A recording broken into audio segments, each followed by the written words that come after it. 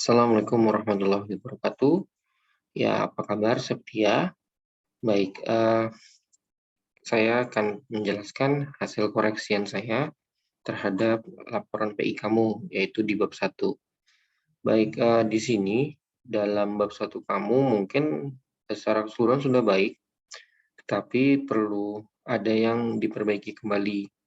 Ya, diawali dari latar belakang. Pertama dari penulisan subbab ya. Jadi di sini penulisan subbabnya mungkin sedikit keliru gitu ya. Seharusnya ini adalah 1.2 seperti itu ya.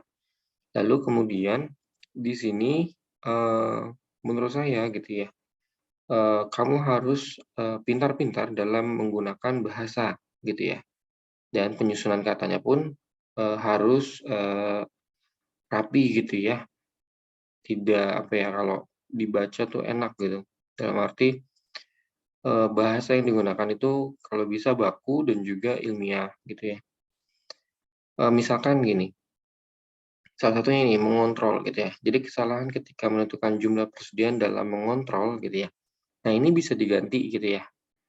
Jadi karena kamu kan bahas tentang pengendalian gitu ya. Bisa diganti dengan mengendalikan gitu ya, atau bahasa lainnya. Jadi cari sinonimnya yang memang kira-kira pas seperti itu. Oke, coba saya bahas satu-satu. Nah, pertama ini nih. Jadi kenapa ini saya tandain merah gitu ya. Perusahaan manufaktur memiliki tujuan yaitu memaksimalkan keuntungan dan meminimalkan biaya gitu ya. Nah, itu mungkin perlu apa ya, perlu diberikan dasar gitu atau bahkan bisa diganti gitu ya bahasanya. Jadi tujuan, perusahaan manufaktur bukan hanya itu gitu ya. Bisa saja, untuk menghasilkan, produk yang berkualitas dan seperti itu. Nah, ini juga kalau di bawah-bawah saya lihat kamu itu, fokusnya tentang keuntungan-keuntungan gitu ya, tentang biaya. Nah, padahal kamu kan yang mau digarisbawahi kan adalah persediaannya gitu ya. Jadi, coba diarahkan ke sana gitu, dari awal sudah diarahkan tentang persediaan.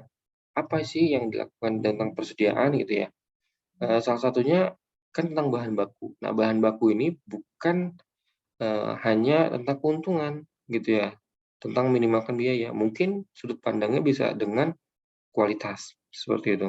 Jadi, kalau bahan bakunya bagus gitu ya, berarti artinya kan juga kan akan, meningkatkan kualitas dari produk tersebut gitu ya. Nah, bahasa seperti meminimalkan bahaya, meminimalkan biaya itu nanti bisa dibahas nanti setelah kamu membahas tentang pengendalian persediaan bahan baku, seperti itu. Lalu mungkin ini ada lompatan pembahasan ya. Sebelumnya kamu hanya membahas tentang, perusahaan manufaktur nih. Nah, tiba-tiba kamu sudah bahas tentang persediaan bahan baku, gitu ya. Nah, dalam pembuatan latar belakang, kamu harus lebih runut, gitu ya. Jadi lompatan pembahasannya tidak terlalu jauh, gitu. Setidaknya ada pembahasan sebelumnya untuk membahas tentang persediaan bahan baku, seperti itu. Jadi ada awalannya dulu, gitu ya, sehingga tidak loncat banget, gitu ya. Nanti tolong ditambahkan di sini. Lalu, ini yang tadi saya kasih tanda hijau nih mungkin diperbaiki atau dicermati pembuatan kalimatnya ya, gitu ya. Menurut saya ini perlu diperbaiki gitu. Kenapa? Eee, kalau saya baca gitu ya, kurang mengena gitu ya, dari maksud yang kamu ingin sampaikan. Nah, ini kan adalah, eee, apa namanya, penyimpangan yang terjadi dari kekeliruan jumlah persediaan gitu kan ya. Nah, mungkin ini bisa nanti dibahas gitu ya, eee, lebih detail dalam pembahasan pengendalian persediaan bahan baku atau di paragraf berikutnya, seperti itu. Nah, untuk paragraf ini kan tentang persediaan bahan bakunya saja. Jadi bagaimana, nanti kamu jelasin aja, persediaan bahan baku gitu ya, memiliki peranan vital dalam perusahaan manufaktur, gitu ya. Karena, bahan baku gitu ya, merupakan kunci dalam berjalannya proses produksi gitu ya, atau bahasanya boleh kamu ganti atau seperti apa gitu. Tapi ini buat lebih singkat saja, seperti itu. Nanti ini bisa dibahas lagi di sini karena ini kamu bahas lagi nanti di sini gitu ya. Nih misalkan nih itu, kekurangan persediaan bahan baku akan berakibat pada proses produksi yang terhambat gitu ya. Ini kan udah di apa namanya, bahas, jadi dibahas lagi. Jadi 2 kali gitu ya. Lalu penanda kuning nomor yang berikutnya adalah di sini, pengendalian persediaan bahan baku yang baik pada perusahaan dapat mempengaruhi keuntungan. Nah, itu yang tadi saya bilang. Kamu bahas tentang keuntungan terus, gitu. Jadi, eh, bukan hanya keuntungan yang dilihat gitu ya. Karena dalam pengendalian persediaan baku, bukan untung gitu ya, tapi mengoptimalkan biaya gitu ya. Jadi, kita belum tentu untung gitu, tapi atau untungnya di sini bisa lebih untung lagi gitu ya. Nah, itu bahasanya lebih optimal gitu ya. Atau kamu bahasnya sisi kualitas saja menurut saya, kualitas bahan bakunya ya.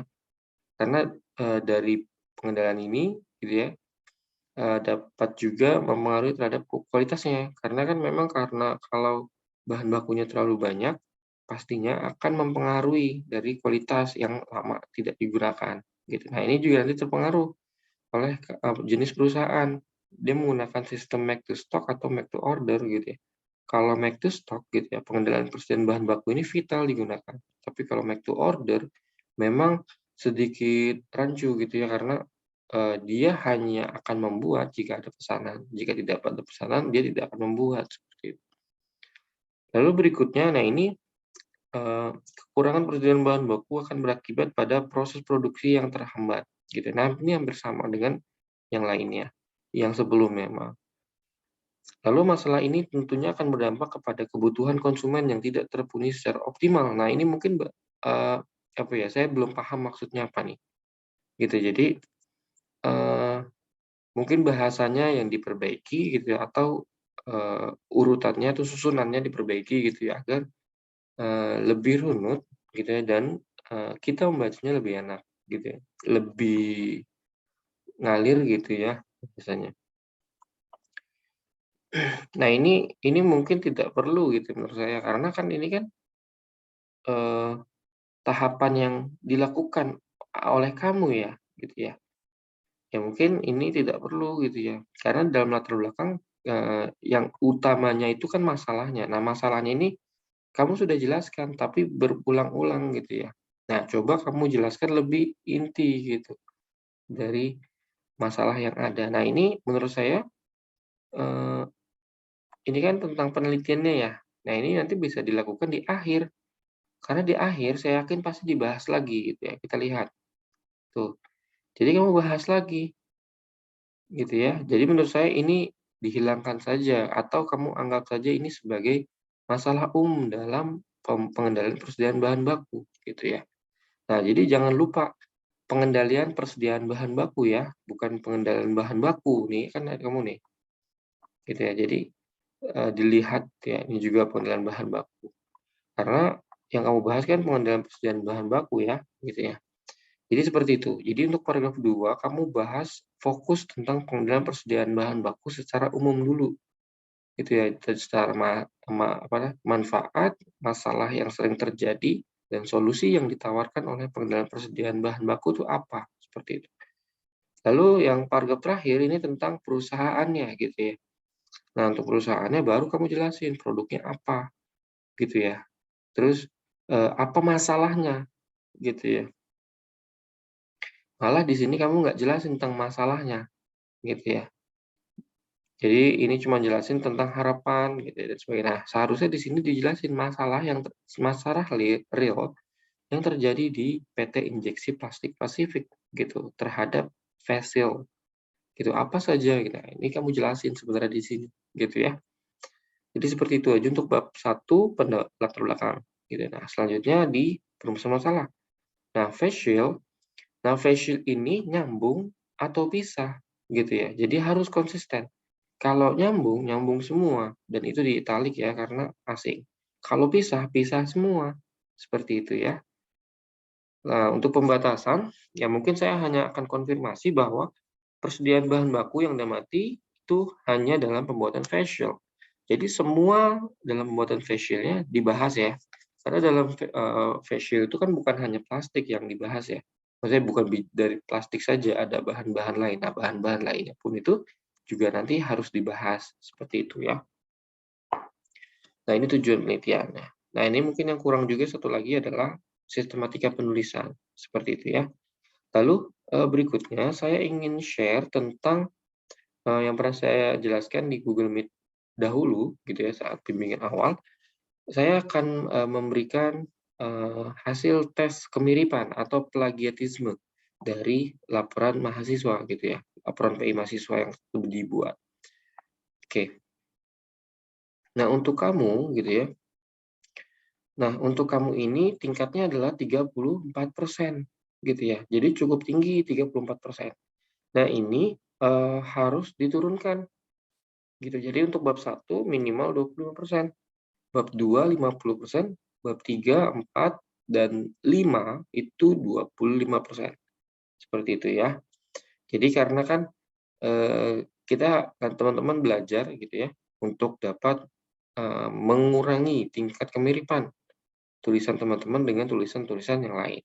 Nah, apa yang dikurangi? Nah ini, yang di blok ini nih, gitu ya.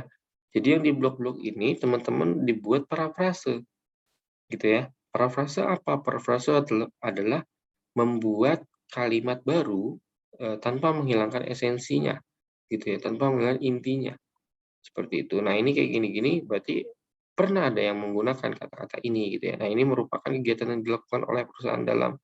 Jadi sebenarnya ini sampai sini gitu ya, ini sudah ada yang gunakan gitu. Nanti tolong diganti aja gitu ya, yang sesuai blok-bloknya, seperti itu ya. Jadi minimal 25%. Coba dulu aja, nanti untuk berikutnya saya akan melakukan tes ini lagi. Baik ya. Jadi nanti akan saya kirimkan filenya sebagai rujukan kamu dan juga akan saya kirimkan link penjelasan dari YouTube-nya. Baik. Terima kasih Septia. Saya tutup dulu. Assalamualaikum warahmatullahi wabarakatuh.